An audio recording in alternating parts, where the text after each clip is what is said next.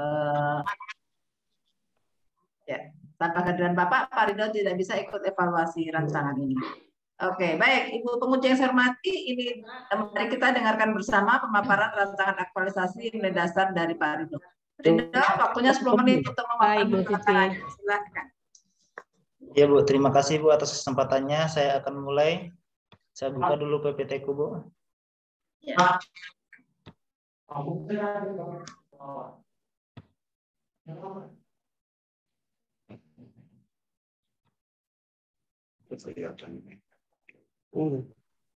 Sudah Pak? Ya, sudah. Kelihatan? Oke. Assalamualaikum warahmatullahi wabarakatuh.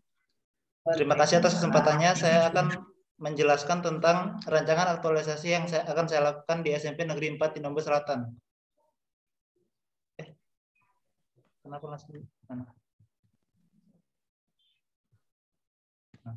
Adapun judul yang akan saya lakukan yaitu meningkatkan kehadiran siswa dengan menggunakan metode kompetitif kelas disiplin atau biasa disebut kompetitif kelas dis di SMP Negeri 4 di Nombo Selatan.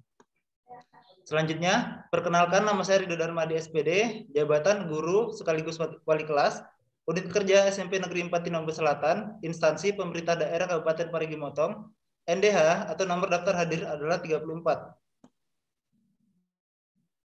Selanjutnya, adapun tugas dan fungsi guru yaitu menyusun kurikulum pembelajaran, yang kedua menyusun silabus pembelajaran, yang ketiga menyusun rencana pelaksanaan pembelajaran, yang keempat melaksanakan kegiatan pembelajaran, yang kelima menyusun alat ukur soal sesuai mata pelajaran, yang keenam menilai dan mengevaluasi proses dan hasil belajar pada mata pelajarannya, yang ketujuh menganalisis hasil penilaian pembelajaran, yang kedelapan melaksanakan pembelajaran perbaikan dan pengayaan dengan memanfaatkan hasil penilaian dan evaluasi.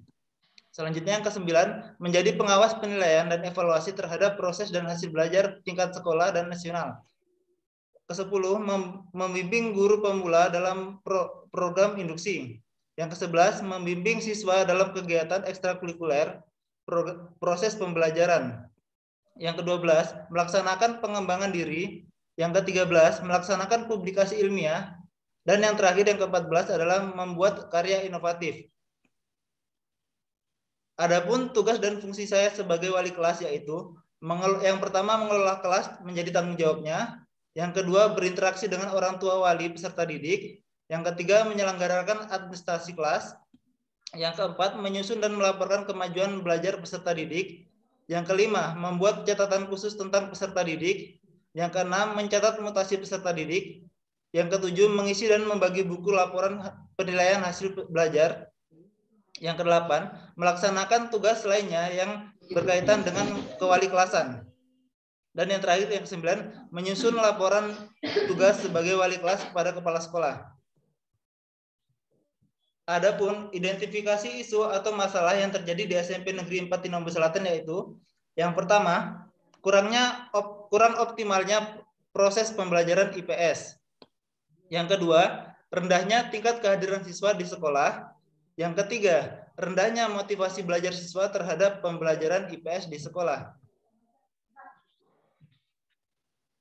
Adapun penetapan isu menggunakan analisis APKL. Analisis APKL yaitu penetapan isu yang menggunakan 4 poin dalam penilaian. Yang pertama aktual, yang kedua problematik, yang ketiga halayak, dan keempat layak. Pada tabel di atas dapat diketahui bahwa yang menjadi core issue dengan nilai tertinggi adalah rendahnya tingkat kehadiran siswa di sekolah dengan skor perolehan APKL yaitu 20 poin. Selanjutnya yang kedua, penetapan isu menggunakan analisis USG. Adapun USG yaitu urgensi, yang kedua seriousness, dan yang ketiga growth.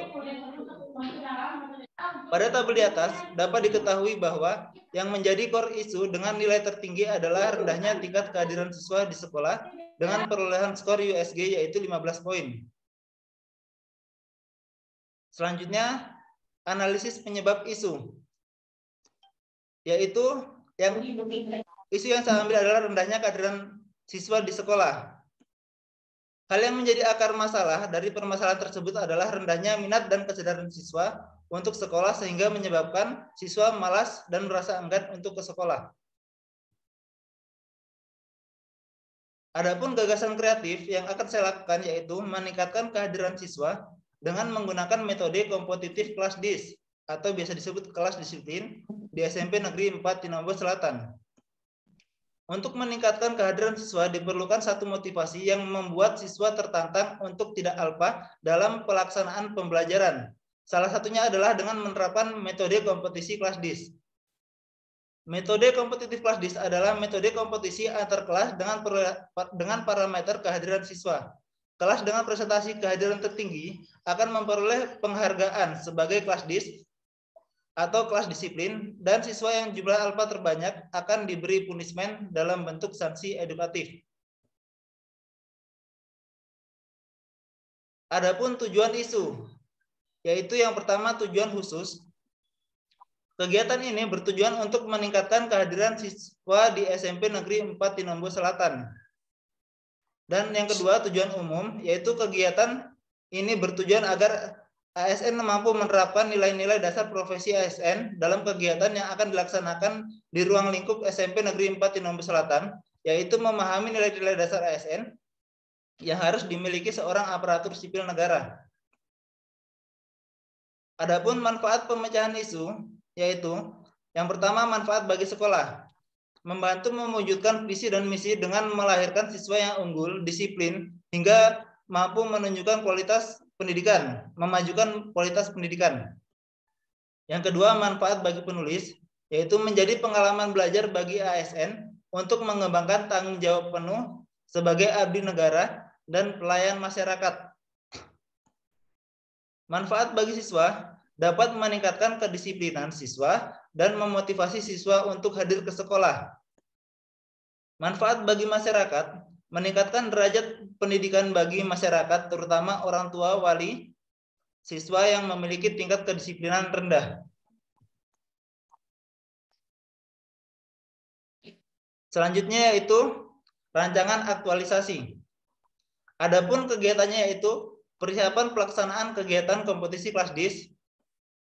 Tahapan kegiatannya, melakukan konsultasi kepada atasan. Yang kedua, membuat jadwal pelaksanaan. Yang ketiga, meminta persetujuan melakukan kegiatan kompetisi kelas DIS.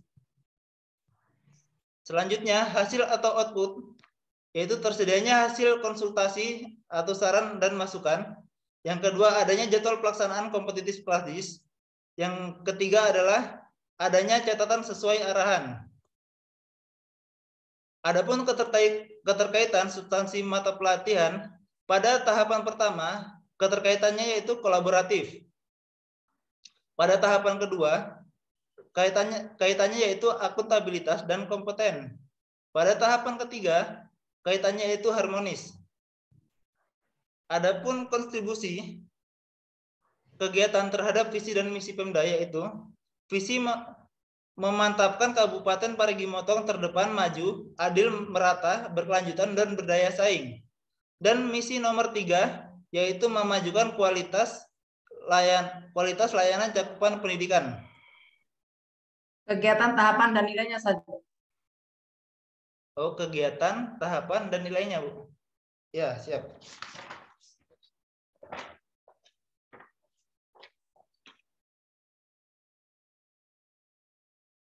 Yang selanjutnya, kegiatan kedua, berkoordinasi dengan wali kelas terkait pelaksanaan kompetitif kelas DIS. Adapun tahapan kegiatan adalah mengadakan pertemuan dengan wali kelas. Yang kedua, menjelaskan rancangan kegiatan kompetisi kelas DIS. Yang ketiga, para wali kelas menyampaikan kepada kelas perwaliannya bahwa akan diadakan kegiatan kompetitif kelas DIS. Adapun keterkaitan substansi mata pelatihan, yang pertama yaitu harmonis, di mana harmonis dan kolaboratif. Yang kedua yaitu akuntabilitas dan kompeten. Yang ketiga yaitu akuntabilitas.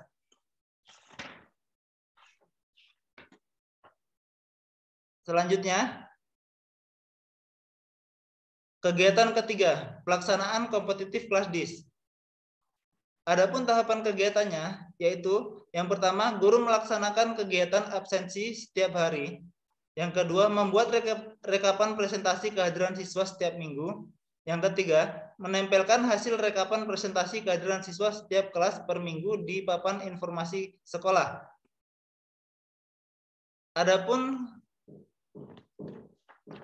keterkaitannya yaitu pada tahapan kegiatan pertama berorientasi pelayanan dan yang kedua akuntabilitas.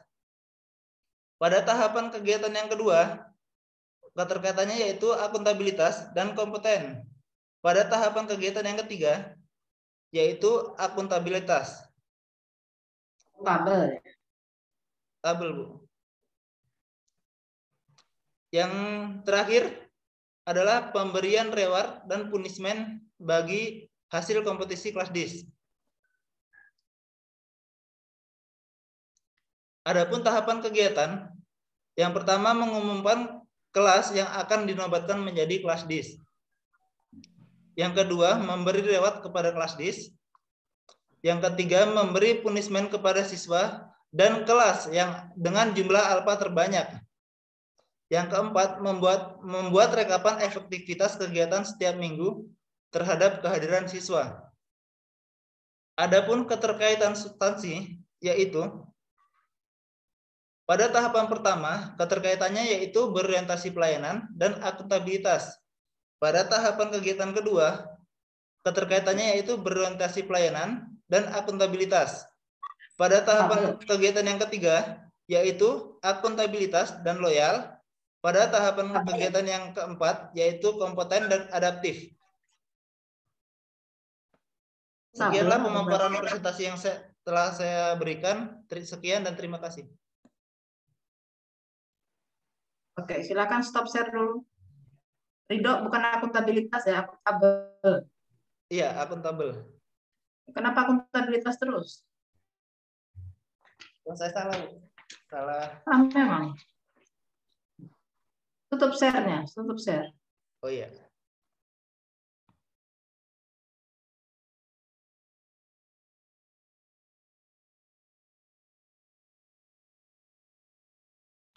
Stop share. Oke. Ya, berakhlak itu berorientasi pelayanan, akuntabel, kompeten, harmonis, loyal, adaptif, dan kolaboratif. Akuntabilitas terus itu tahun lalu punya, konyoltek tahun lalu mungkin sampai akuntabilitas terus. Ya. Oke, baik. Selanjutnya waktunya kita mendengarkan saran dan masukan maupun penguatan. Yang pertama dari mentor, silakan Pak untuk memberikan penguatan maupun saran dan masukan.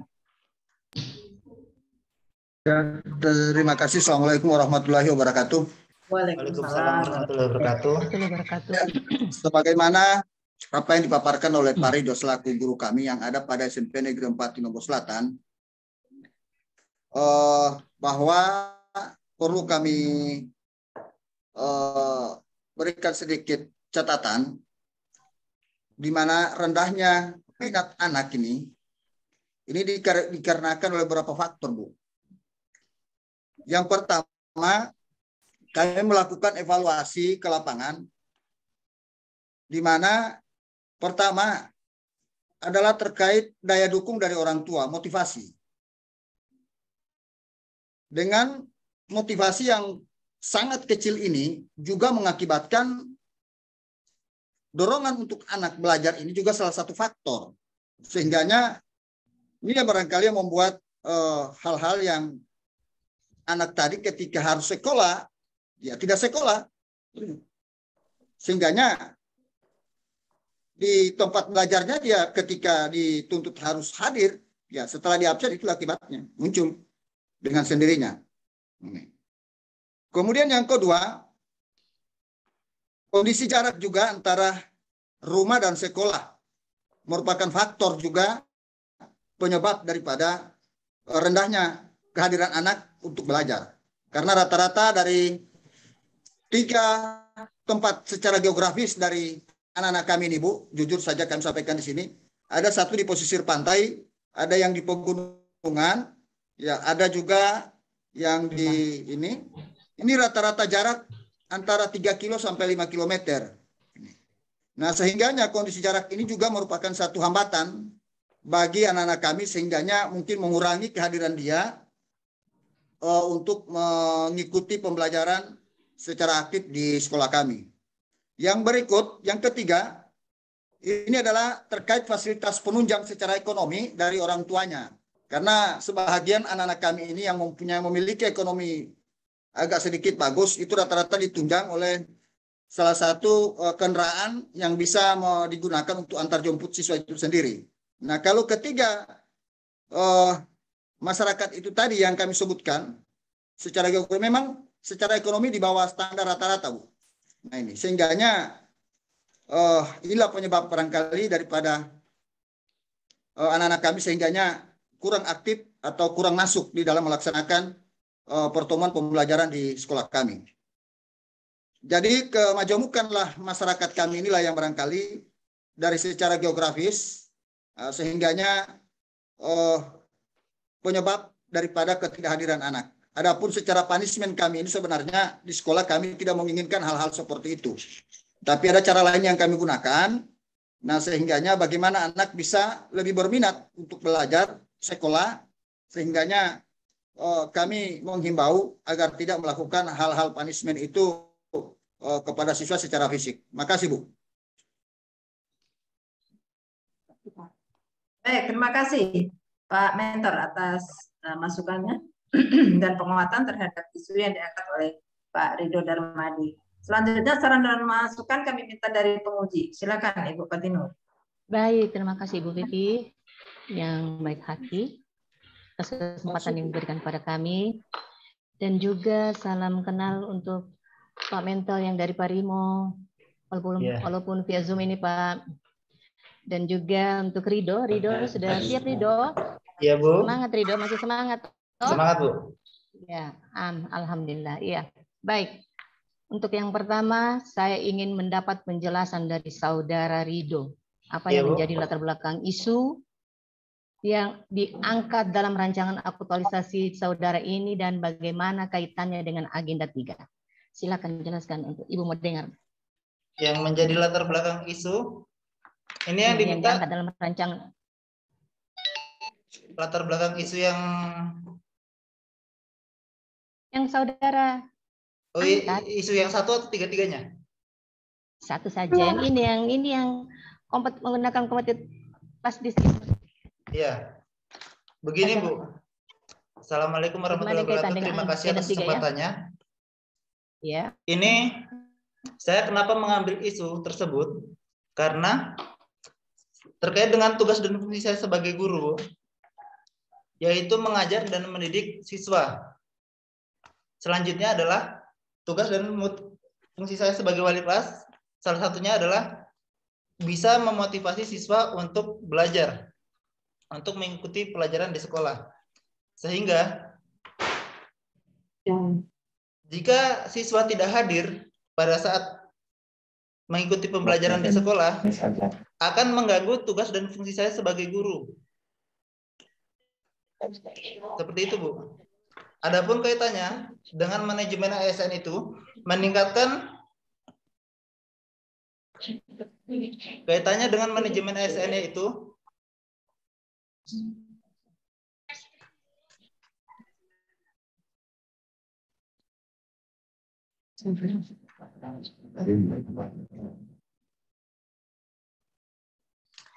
dia setiap tahapan atau yang diminta tadi, Bu? Latar belakang. Latar belakang sayang. Latar belakang, kenapa kau angkat disiplin? Kenapa sampai itu kau angkat? Keprihatinan apa sampai kau merasa itu penting untuk segera diselesaikan? Itu namanya latar belakang. Nah itu Bu, latar belakang yang saya angkat itu ketika siswa tidak hadir, itu akan bermasalah pada nilai dan hasil belajar siswa. Adapun masalah dengan manajemen ASN itu berkaitan dengan tugas dan fungsi saya Bu sebagai guru, maka saya akan kurang profesional ketika hasil belajar siswa itu rendah. Seperti itu.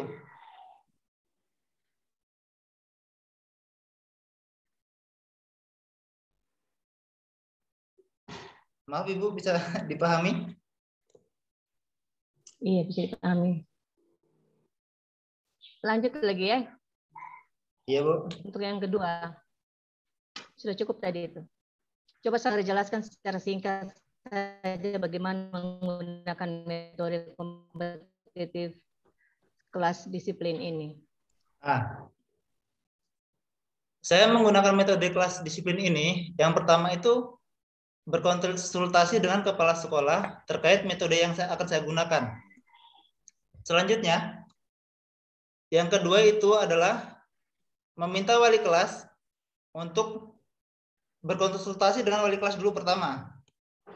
Selanjutnya meminta wali kelas untuk mengumumkan akan diadakan kegiatan kompetisi kelas dis. Setelah diumumkan, kegiatannya yaitu yang pertama, mengabsen siswa. Nah, dari absen ini dapat dilihat dari presentasi kehadiran siswa, mana kelas yang presentasi kehadirannya tertinggi dan terendah. Seperti itu. Selanjutnya, presentasi kehadiran siswa ini dikumpulkan jadi satu selama 1 minggu dan dihitung ulang, dipresentasikan ulang. Kan kegiatan ini selama 1 bulan. Jadi, saya bikin 1 minggu 1 kali, saya tempel di mading, sehingga siswa tahu presentasi kehadirannya segini.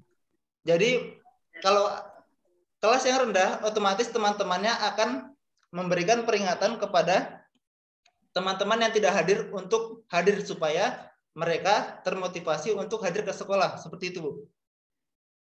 Selanjutnya pemberian reward dan punishment.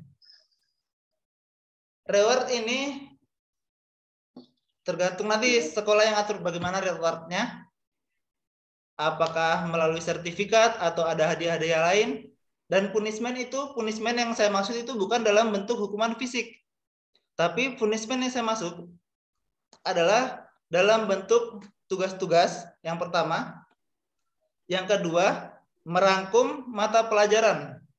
Tapi merangkumnya di saat di luar jam mata pelajaran, sehingga mereka akan memberikan efek jera pada siswa yang tidak hadir tersebut. Seperti itu, Bu. Dan yang kedua, selain merangkum kegiatan mata pelajaran, punishment bisa juga dilakukan dengan menggunakan kata-kata. Yang pertama, kata-kata motivasi. Yang kedua itu kata-kata dalam bentuk ancaman. Ancamannya dalam bentuk bagaimana? Ancamannya itu dalam bentuk nanti saya laporan kepada orang tuamu kalau kamu tidak pernah hadir. Begitu. Karena kebanyakan siswa itu takut sama orang tuanya. 90% siswa di sekolah takut kepada orang tuanya, sehingga ketika diberikan ancaman tersebut, mereka akan termotivasi untuk hadir ke sekolah, Bu. Karena ada kasus ini saya dapat kemarin seperti ini. Ini siswa, dia jarang sekali datang ke sekolah, tapi orang tuanya mengira itu bahwa sekolah libur, padahal siswa tersebut yang berbohong karena dia memang kehilangan minat untuk ke sekolah. Itu terkait dengan tugas dan fungsi saya sebagai guru, sebagai wali kelas, bagaimana caraku meningkatkan motivasi siswa tersebut agar bisa ke sekolah. Seperti itu, Bu. Ya. Baik, iya, jelas. Selanjutnya, saya ingin saudara menjelaskan juga untuk kegiatan 3 tahap ke-1 akuntabel itu. Kegiatan itu 3, saudara akan mengaktualisasikan nilai dasar berorientasi pelayanan dan akuntabel. Coba saudara jelaskan perilaku bagaimana yang akan saudara lakukan atau implementasikan. Tahap ketiga. Tahap ketiga. Kegiatan pertama atau kegiatan ketiga tahap kegiatan pertama? 3 tahap 1. Pertama, iya, tahap pertama. Ya, itu berorientasi pelayanan dan akuntabel itu. Guru melaksanakan kegiatan absensi setiap hari. Pada berorientasi pelayanan pada akuntabel, yaitu saya secara jujur dan bertanggung jawab dalam melakukan absensi terhadap siswa. Begitu, Bu. Jangan sampai ada siswa yang tidak hadir, saya bilangi hadir karena ingin kelas anak waliku menang. Itu tidak terkait dengan kita sebagai manajemen ASN kan. Baik. Sebagai guru yang profesional. Iya, baik. Baik, terima kasih. Terus yang selanjutnya saran saya lagi sebagai penguji, ya Bu, coba digali lagi lebih dalam lagi nilai-nilai dasar ASN yang ada, mungkin saja masih ada yang bisa dimasukkan ya. Iya Bu. Pak Ridho. Siap Bu. Coba lagi gali. Ya. Terus saran lagi untuk penulisan dan tata letak silakan dikonsultasikan sama Ibu Vivi sebagai coachnya.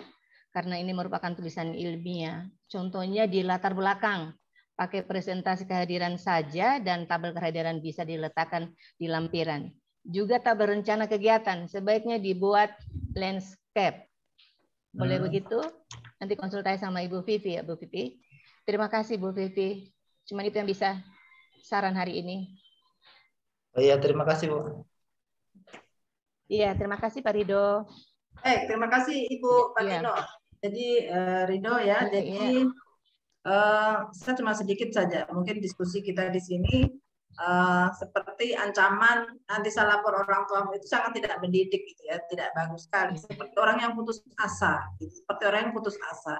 Harusnya Bapak punya langkah-langkah, trik-trik bagaimana supaya anak-anak itu mau sekolah gitu ya. Jadi meningkatkan motivasi, semangat anak belajar bukan melaporkan kepada orang tuanya. Itu itu namanya orang putus asa. Jadi tidak ada lagi ya, Bapak. Iya, Bu. Jadi saya rasa kamu sudah diajarkan berbagai ini ya, apa kebutuhannya. Jadi harus lebih tahu apa sebenarnya kenapa sampai murid-murid itu tidak mau sekolah. Jadi itu digali. Jadi dari komunikasi. Bagaimana kau berkomunikasi memanusiakan manusia. Jadi jangan merasa kau karena guru mentang-mentang gitu ya. Tapi bagaimana kau menempatkan dia sebagai anakmu. Jadi ditanya dari hati ke hati. Bukan ancaman nanti saya laporkan orang tuamu. Itu kata-kata orang putus asa itu ya. Tidak baik itu seorang guru begitu itu tidak bagus sekali. Nanti kalau anak-anak bilang iya berani melapor orang tua, itu kan memalukan ya. Guru masa begitu gitu kan. Oke, mungkin ada juga perlu mungkin kerjasama dengan orang tua wali gitu, bagaimana supaya anak-anaknya didorong untuk mau belajar. Kemudian informasi secara intens dari pihak sekolah kepada orang tua bahwa saat ini pembelajaran sudah dimulai, tidak ada lagi. Ini kalau ada hari libur nanti disampaikan misalnya. Jadi misalnya penyampaiannya lewat apa misalnya. Kalau memang orang tuanya yang punya gawe gitu mungkin pakai itu ya, pakai gawe. Tapi kalau tidak berarti mungkin pakai surat. Jadi disampaikan supaya jangan anak-anaknya menipu orang tua. Bagaimana caranya? Diminimalisir yang itu. Itu aja, jadi pakai cara-cara yang cerdas, bukan cara-cara yang konyol gitu ya, seperti mengancam, melaporkan sama orang tua, itu jelek sekali didengar. Jadi itu namanya tidak ada ide kreatif ya. Tidak ada ide kreatif. Bagaimana caranya mendidik anak-anak itu pakai tongkat kayu namanya, sama saja pakai tongkat kayu. Tapi sekarang kan tidak boleh, ya kan? Jadi bagaimana cara-cara yang elegan, itu yang bagus, bagaimana mendidik, mengajar sama anak-anak supaya mereka mau dengan sukarela akhirnya mau belajar, dan itu dikoreksi juga. Guru-gurunya kurang apa sih sampai apa yang ini membuat anak itu malas datang ke sekolah. Itu ya, jadi itu semua itu yang harus diperbaiki. Makanya itu namanya ada analisis penyebab gitu. Jadi harus sampai ke dalam. Dari pihak murid kenapa? Ya mungkin memang tidak ada ini. Kenapa sampai dia tidak semangat? Itu kan sudah sampaikan. Jadi mencari akar permasalahan itu ditanya sebabnya kenapa? Why? Kenapa dia tidak mau belajar? Kenapa dia malas sekolah? Nanti jawabannya itu kenapa lagi? Mungkin akarnya ada di gurunya gitu kan. Bagaimana gurunya kayak penjahat semua? Maunya cuma lapor-lapor, ya kan? Namanya saya penjahat, mau dilapor-lapor, ya kan? Bapak pernah sekolah masalahnya, ya kan? Jadi terapkan itu pada diri sendiri. Bagaimana empati itu supaya anak mau belajar bukan dengan cara-cara yang itu ya. Kira-kira begitu Pak Ridho ya. Jadi saya sepakat bahwa itu anak-anak perlu didisiplinkan, tapi bukan dengan cara-cara yang pakai tongkat kayu ya. Tapi dengan bagaimana Bapak secara elegan mencari akar permasalahannya dari murid itu satu-satu ditanya gitu ya. Ternyata kurangnya ada di guru semua. Gurunya cuma ngomong saja, tidak ada dialibatkan siswa, akhirnya ngantuk. Daripada tidur di sekolah, lebih tidur di rumah, kan begitu. tidak ada hal yang menarik yang didapat dari sekolah sehingga anak tidak mau belajar. Karena artinya zaman saya dulu sekolah 5 kilo saya jalan kaki untuk mencapai sekolah, saya jalani gitu. Dengan sepatu yang tipis. Maaf, saya kan dari keluarga miskin juga gitu. Tapi saya punya semangat untuk belajar gitu. Jadi ada memang dorongan dari dalam diri sendiri. Tumbuhkan itu rasa dorongan dari dalam diri itu sehingga anak-anak sambil jalan 5 kilo itu sambil menyanyi gitu sampai di sekolah. Itu yang perlu ditumbuhkan oleh guru-guru. Bagaimana supaya anak-anak itu semangat untuk datang ke sekolah. Itu kira-kira. Jadi saya pengalaman jadi orang miskin gitu ya. Jadi saya bukan orang yang terlahir kaya gitu. Jadi saya tahu bagaimana bahwa pendidikan itu perlu. Jadi saya punya semangat sendiri. Tanpa dorongan orang tua pun saya berangkat sekolah dengan dengan sukarela, dengan senang. Ada yang saya dapat sesuatu di sekolah kan begitu. Ya, ada harapan. Jadi bagaimana Bapak bisa memunculkan mimpi-mimpi anak-anak itu gitu ya, memberi contoh-contoh mungkin atau apa gitu ya. Jadi Bapak harus banyak cara yang Bapak lakukan untuk menarik. Kira-kira begitu Pak yang bisa saya sampaikan ya. Jadi saya sedih sekali kalau misalnya anak saya cuma diancam, saya lapor sama lapor.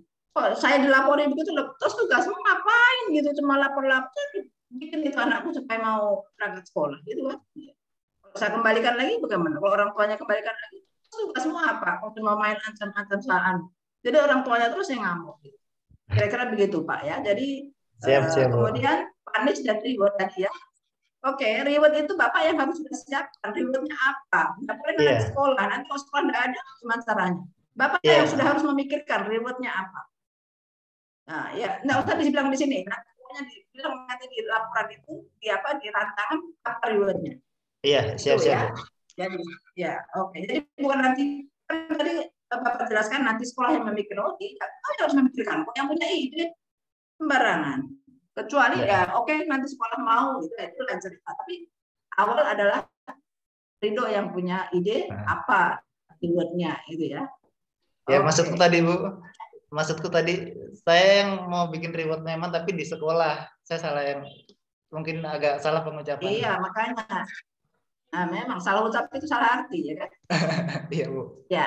Oke, baik. Jadi demikian tadi yang masukan-masukan dari penguji, mentor, dan coach.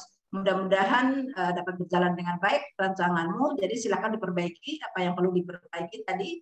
Kemudian penekanannya adalah keterkaitan tahapan dengan nilai dasar itu harus betul-betul tepat. Gitu. Silakan satu malam ini perhatikan lagi setiap tahapan betul atau tidak gitu ya. Karena setiap nilai itu ada 3 sikap perilaku, lihat dari situ. Ya, yang mana yang tepat, ya. Oke. Baik, saya rasa cukup. Dengan demikian berakhir sudah pemaparan rancangan aktualisasi dasar dari Ridho dan Madi. Tetap jaga kesehatan dan jangan lupa upload laporan tiap minggu dilengkapi dengan analisis dampak dan penjelasan per kegiatan terkaitan dengan nilai agenda 3. Oke, siap Bu. Oke, baik. Terima kasih Ibu Penguji dan Pak Mentor. Terima kasih. Dari tempat ini dan insya Allah 1 bulan ke depan kita ketemu lagi untuk mendengarkan pemaparan laporan hasil aktualisasi dari Pak Ridho Darmadi. Demikian, terima kasih. Saya kembalikan kepada host. Baik, terima kasih Bu Vivi Wijaya selaku coach. Dan terima kasih juga kami ucapkan pada penguji Bupati Nur. Dan terima kasih atas kehadirannya Pak Mentor Fatan telah hadir mendampingi Bapak Ridho memberikan saran penguatan. Baik, mohon izin Pak Ridho dan Pak Fatan selaku mentor, saya pindahkan kembali ke ruang utama. Ini recordingnya satu tuh Pak? Ya silakan di stop record aja Pak.